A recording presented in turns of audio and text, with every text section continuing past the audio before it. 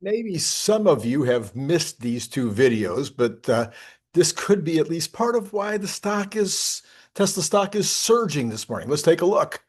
So what we're looking at is the Optimus hand here, and I think what people are really impressed by is how human-like it looks, how the capabilities and the knuckles and everything about it is so human-like. Now, we're not seeing it do any work, which is what I'd rather see, but it's still, I think, impressive.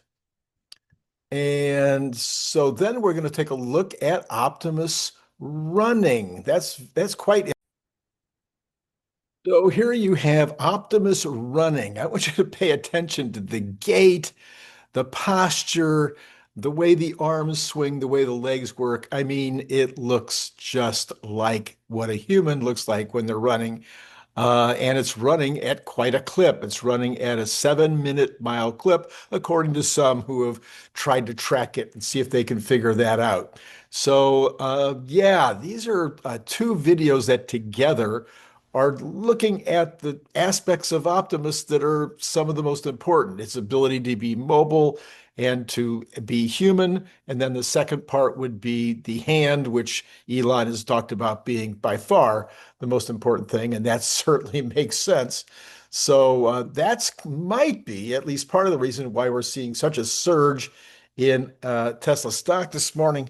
Just for fun, at the beginning of the show, I know we don't usually do this till the end of the show, but we're now at $440.74. That's up 2.68. We'll take a look at it again near the end of the show. We have a lot to cover today, a tremendous amount of news going on, and all of it interesting. I wouldn't say that all of it says that the economy is in great shape, but I would say that all of it says, oh, the bonds are going down. So that's the yields are going down. I'm also going to introduce you to Kevin Hassett later in the show. I think it's very, very important that we understand who Kevin Hassett is. He's going to be important. He's been an important part of your life, whether you know it or not, and he's going to be a very important part of your life coming up. By the way, this is just kind of an addendum to yesterday. Burry says that he is not short Tesla stock right now. Never said that he was. And so good on him if he's just reporting and doesn't have a position. I take back everything I said yesterday. Investing.com has this. It says Tesla stock rose 1% Wednesday. That's today, right? Following reports that the Trump administration is planning to accelerate development of the robotics industry, potentially benefiting companies in the automation sector. Whoa, that could be part of the reason why Tesla stock is up today. According to the Political report, Commerce Secretary Howard Lutnick, who's one of my favorites on the entire the Trump the Trump, yes, oh, getting old has its moments, doesn't it? The Trump cabinet, that's what it's called, a cabinet. Howard Lutnick says that the has been meeting with robotics industry CEOs, and he is all in on accelerating this sector's growth. The administration is considering issuing an executive order on robotics next year. Sources familiar with the discussions told Political, well, they better get all in on it. This is like the most important thing that's happening in the world right now. I mean, literally. I mean, drones, maybe militarily, are more important, but in terms of economically, there's nothing more important than the robotics. I know, I think that last night you would think that maybe Nicholas Gibbs thinks that the cars are more important than the robots. I think he's completely wrong on that, by the way. Other robotics related stocks saw even stronger gains, with Serve Robots jumping 8% and well, Rick Robotics jumping 11%, Teradyne rising 1%. The Commerce Department confirmed its commitment to the sector, stating, we are committed to robots and advanced manufacturing because they're central to bringing critical production back to the United States. Yeah, it would seem like it would be such a tie-in. This robotics initiative follows the administration's artificial intelligence acceleration plan announced 5 months ago. Now, that's also an extremely important part. So let's see, let's put together drones, robotics, and AI. AI, of course, associated with both. If you don't have the AI for the drones, they're not nearly as important. The Department of Transportation is reportedly preparing to announce a robotics working group, possibly before the end of the year. The push has also gained traction in Congress, where Republicans are attempting to include an amendment to the National Defense Authorization Act that would have created a national robotics commission. While that amendment wasn't included in the final bill, other legislative efforts are apparently underway. All right, so that's pretty hot news.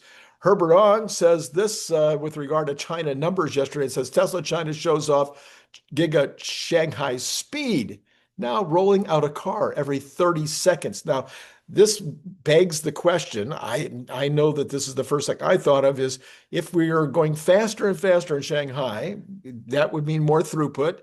Why are we still seeing only 89,000 to 90,000 as the best month? It would seem like we should be able to get into the 100,000s if we're doing them faster. It's just me. I don't know. This is Randy Kirk, by the way. Please like, please subscribe. I need more subscribers. And please hit notify. That's for you so that you can notify yourself when, I do 3 of these a day and they're all amazing. Haven't you noticed that? Also, please buy the book, buy the book. Good sales right now. Sales are picking up, actually. I'm very excited to see the progress on the sales right now. And yeah, okay, let's go on here.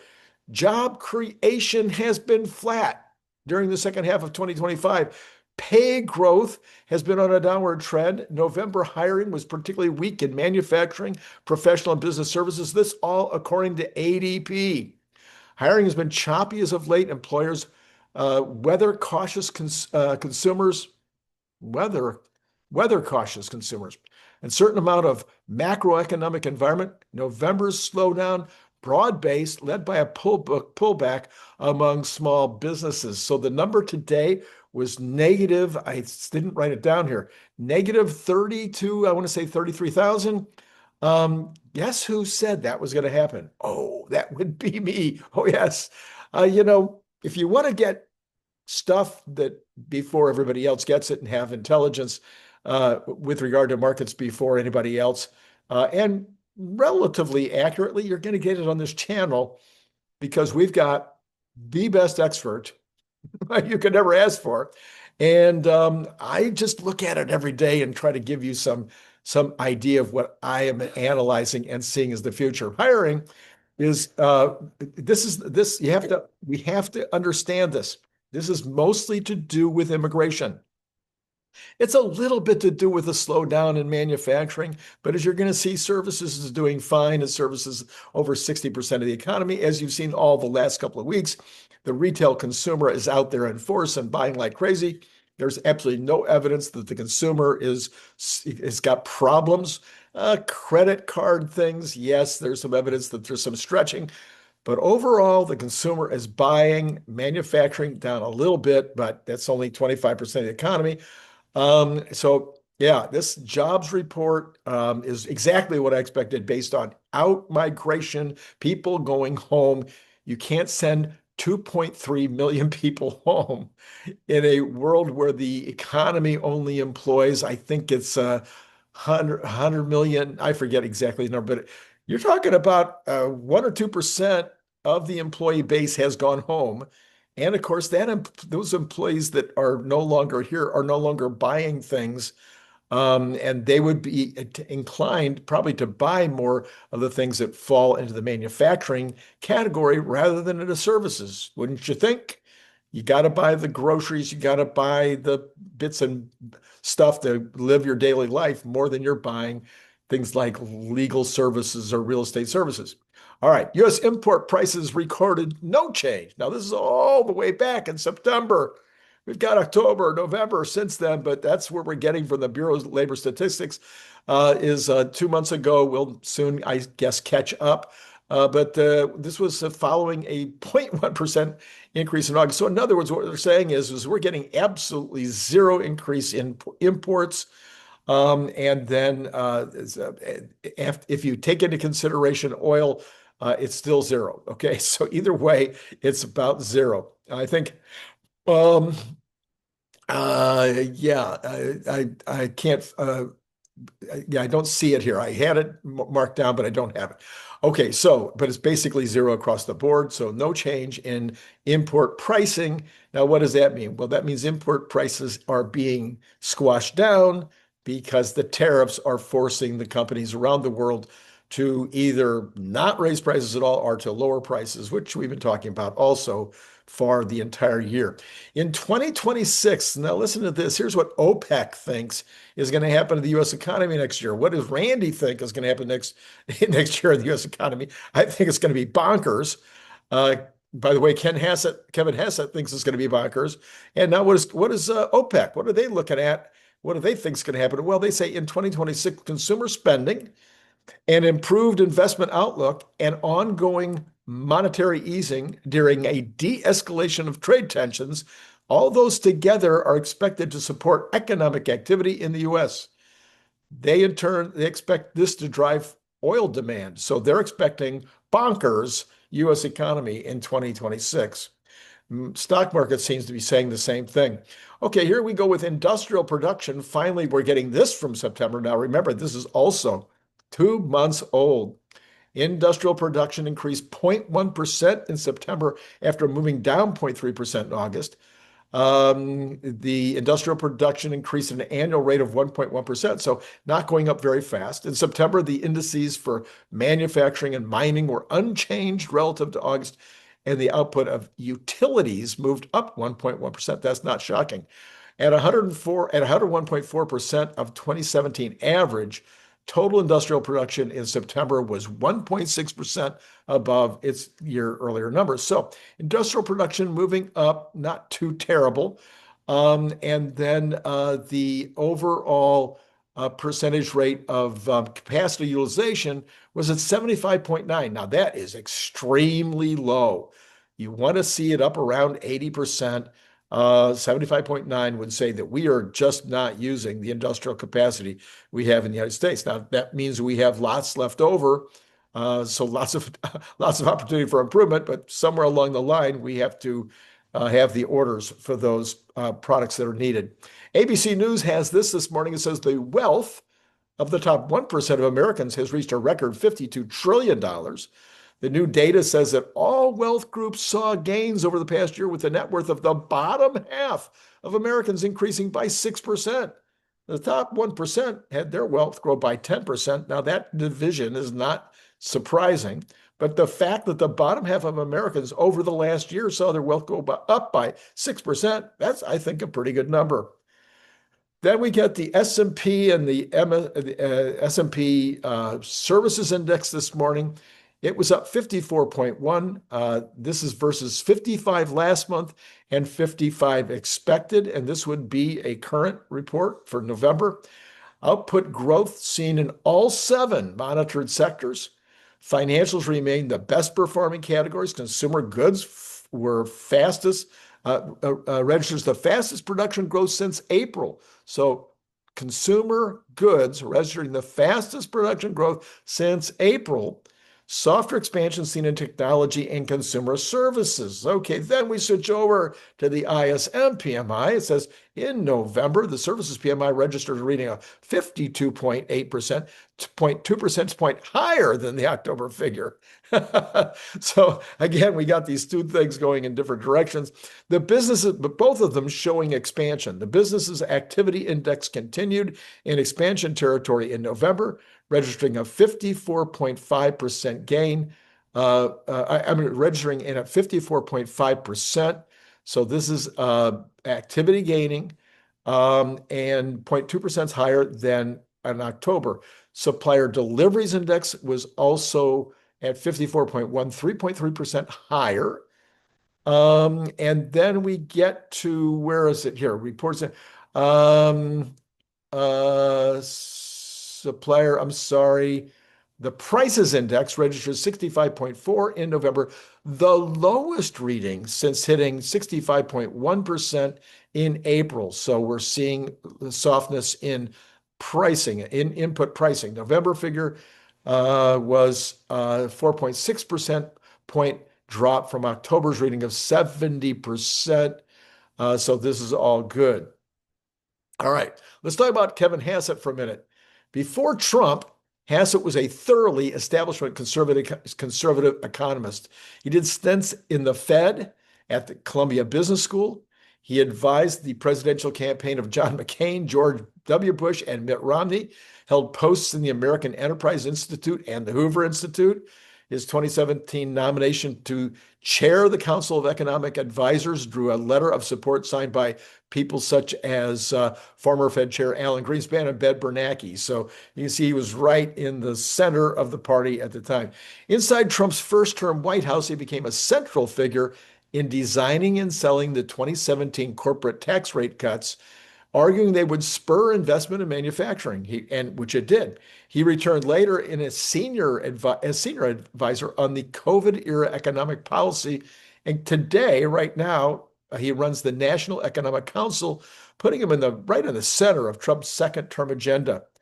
This time around, Hassett has acted as one of Trump's fiercest economic surrogates. He told Fox News last week that if he were running the Fed today, he'd be cutting the rates right now. He wouldn't wait till next week because the data suggests that we should. And he predicted that Trump's mix of lower corporate tax rates for domestic factories and new industrial policy will drive an absolutely blockbuster year for our GDP and job growth in 2026. Now, by the way, you may have noticed I haven't been reporting on GDP now for the fourth quarter. Finally, they've mentioned it this morning for the first time, and normally they would be reporting this regularly, but I guess all the government shutdowns, they just don't have the data. And so that we're not going to get it till the earliest December, I think it said 27th will be the earliest that we're going to see it. Hassett has also echoed Trump's attacks on the central bank and the statistics it relies on, accusing Fed officials of putting politics ahead of their mandate. He's calling the central bank late to the game, as you heard Nicholas Gibbs last night talking about it, late to the game in cutting rates and suggesting there's a partisan pattern in the jobs data produced by the Bureau of Labor Statistics.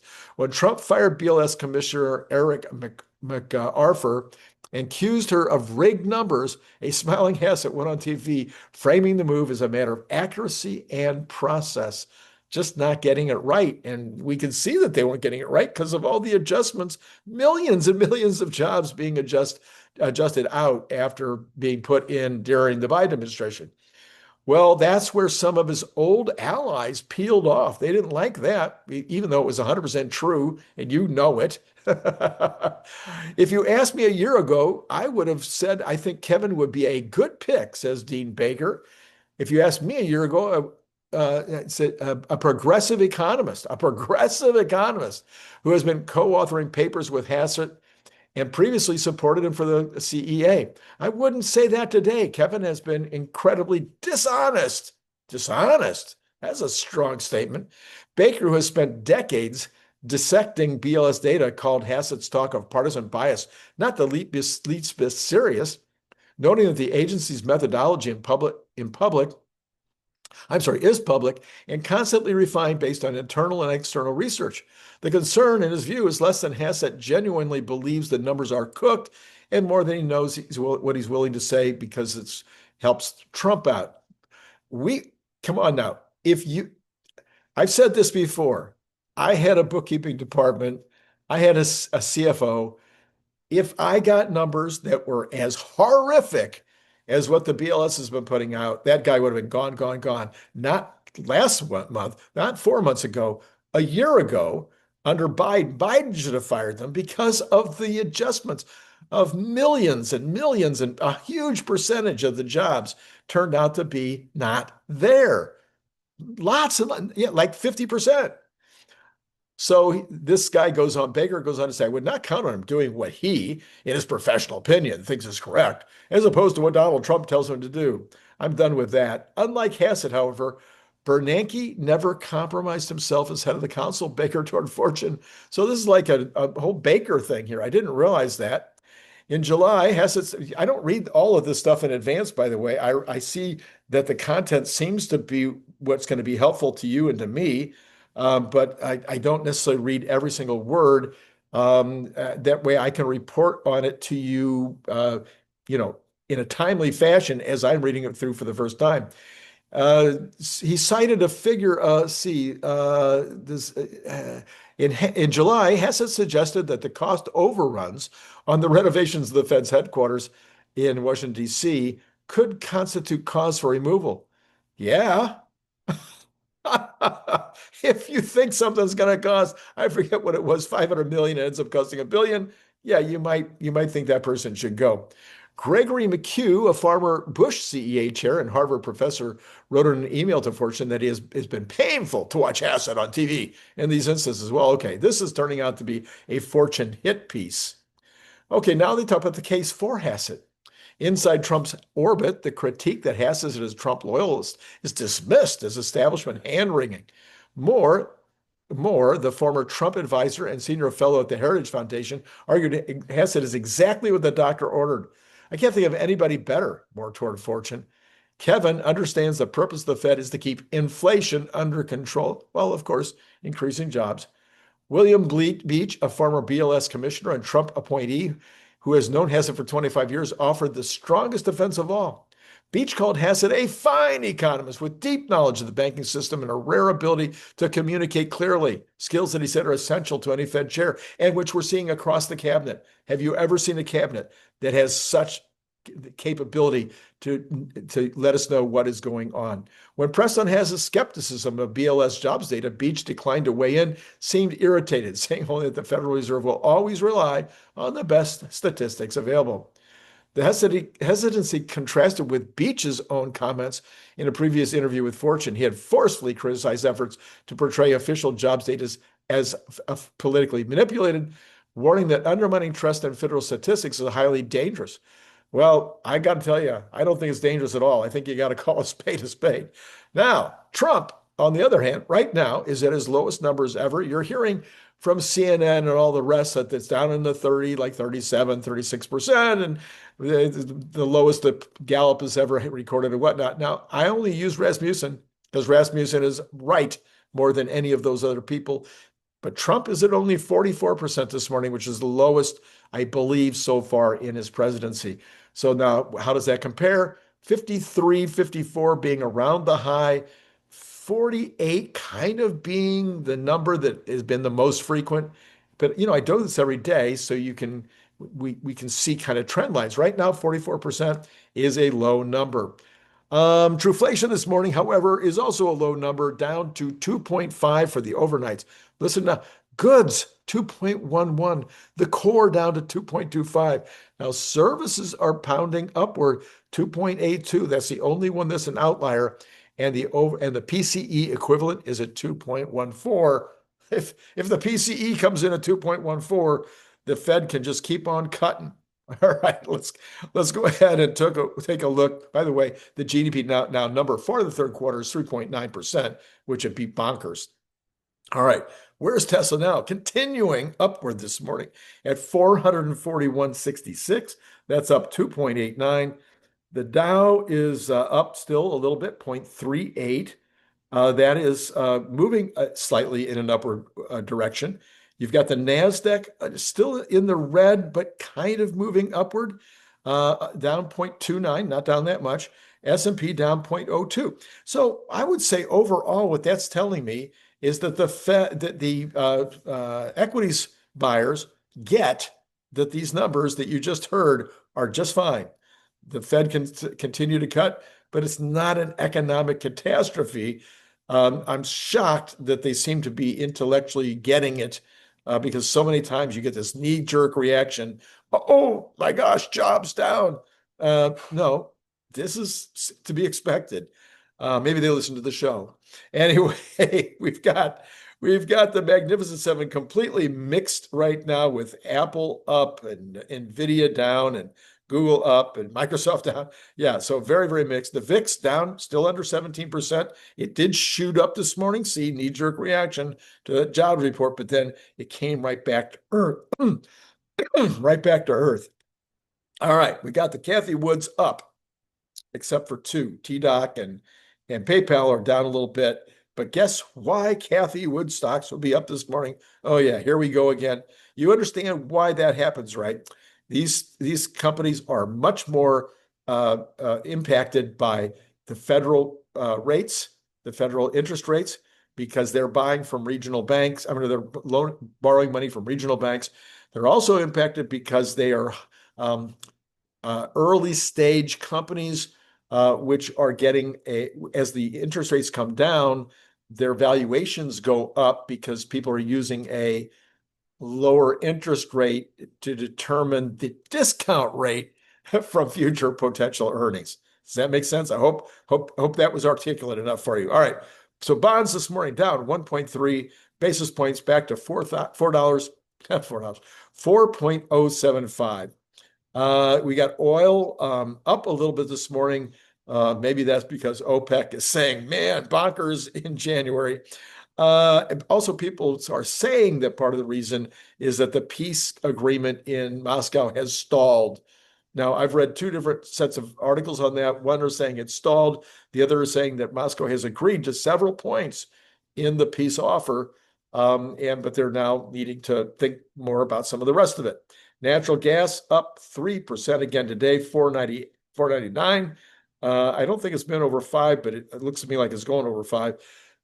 Gold is up 33 at 4,254. Silver up 0.68% to $59.10. And copper up 3.29 in one day, 3.29 to $5.42. That bears looking into. I'll try to remember to look into that later today. The dollar is mixed, although they're saying it's headed for the 9th straight loss. I assume that's weekly loss. But it's still, we're talking about, remember, it's not down very much, even against the small basket of currencies. Bitcoin continues up 1,596 at 92,710. Again, a big time, long way for Tom to go. Tom Lee, of course, is saying he thinks it could get back up to 124, even higher by the end of the year. Anything's possible. Ethereum is up even more than Bitcoin, up 3.25 to 3,083. Again, a long way from the almost 5,000 where it was earlier. All right, let's see here. What do I need to say to you before we go? I need to say you need to buy. Come on now, start buying these things. This is the time. Don't let this sit around and all of a sudden you're like, oh my gosh, I forgot to get it. No, do it today. Buy 1 or 4, depends. Are you going to hand them out at the office? Or are you going to give them out to friends and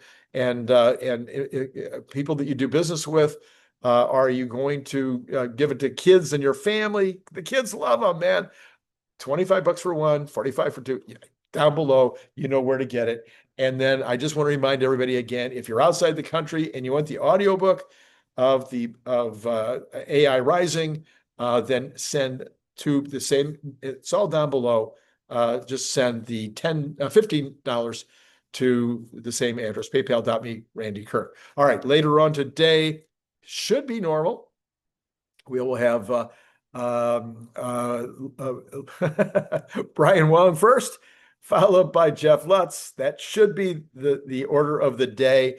And then last night, it's an easy choice. Listen, the Brian White thing that I did, the thing I did with Brian White, it was outstanding. We were talking about how in fact, I'll show both cards. Last night, what we're talking about is how we believe that there's a good chance that the Cybertruck will make a big comeback in 2026. And we got solid reasons. Believe me, 6 or 7, 8 reasons why Cybertruck is probably going to make a big comeback in 2026. And then, of course, my conversation with Nicholas Gibbs, we got deep, we got heavy, we got into some, you got to go back and check that out if you didn't already see it. Both cards going up right there. Let's go back and see if Tesla is continuing up before we say goodbye. It is 443, just almost like a straight line up, 443 and 44 cents to boot, up 3.31. With that, I'll say it's been a great day already and great talking to you.